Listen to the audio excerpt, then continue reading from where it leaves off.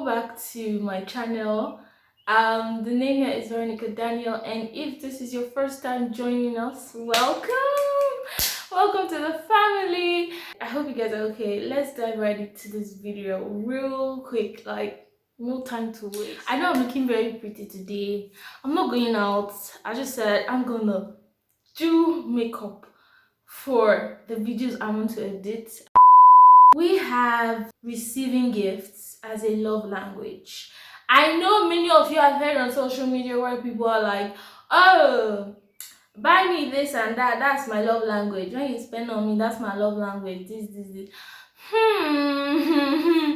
I just feel that people want to say what they want to say, but it's not like they actually know what love language is or what they mean by what they say.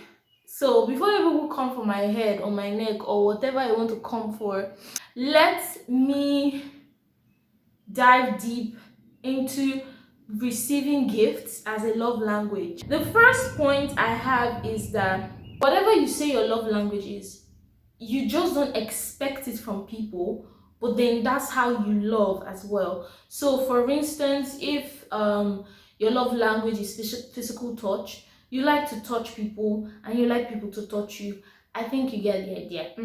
So if your own is gifts, madam and oga, if your own is gifts, you saying you want hair, you want the Gucci, you want this, you want that, it's all nice, so it's nice. But are you giving gifts to? Are you giving gifts to your man? Because, my dear, if you're the only one receiving gifts, that's not a love language. See, it's normal for any man or any person to want to be spoiled, to want to be pampered, to want to go shopping, go on vacations, live a lavish life and, stress-free. But let us stop saying that those kind of things are love languages, because they are not. If now they say, oh yeah, come, you want to spoil your man, my dears, you know go spoil your man reach the way the man go spoil you. Yes or no? You go buy hair for your man, even if self go buy, let me say you want to buy something nice. Men, how many of you are proud and can boast that your girlfriends have gotten you nice and luxurious stuff? Not pants and boxers and singlets, no be that one, or ordinary perfume. Like correct gifts, like how many? So like, my dear, this is the number one point for you to know that receiving gifts is not your love language. So please remove it from your mouth, because it's not true. The second point I have is that the actual owners of this love language, the way they act, they can appreciate the least, English.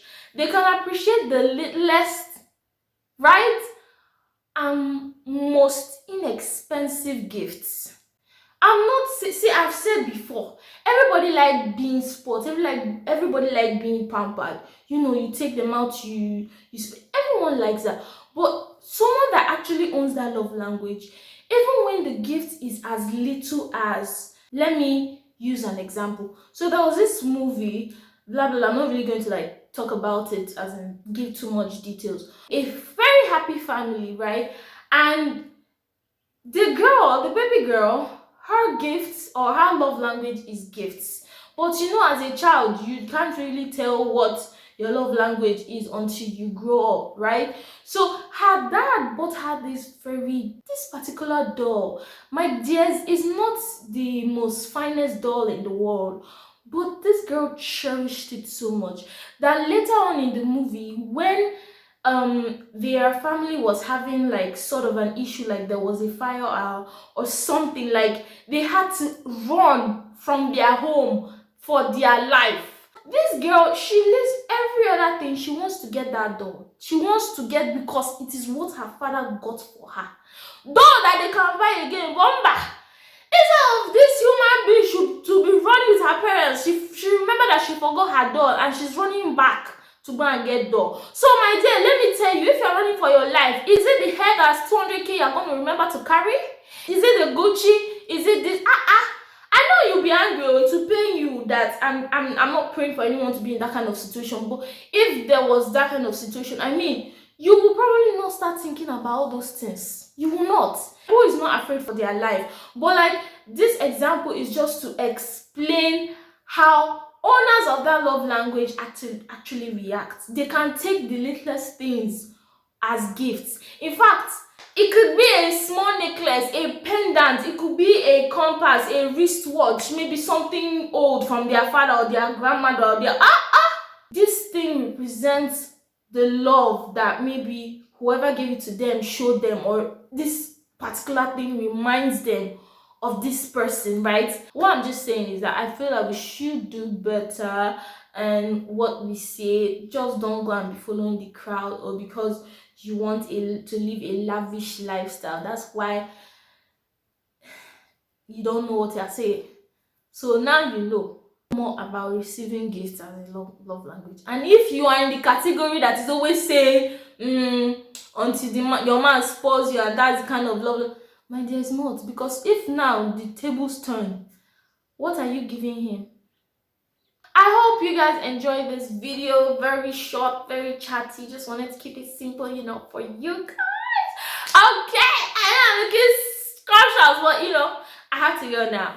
And I'll see you guys in my next video.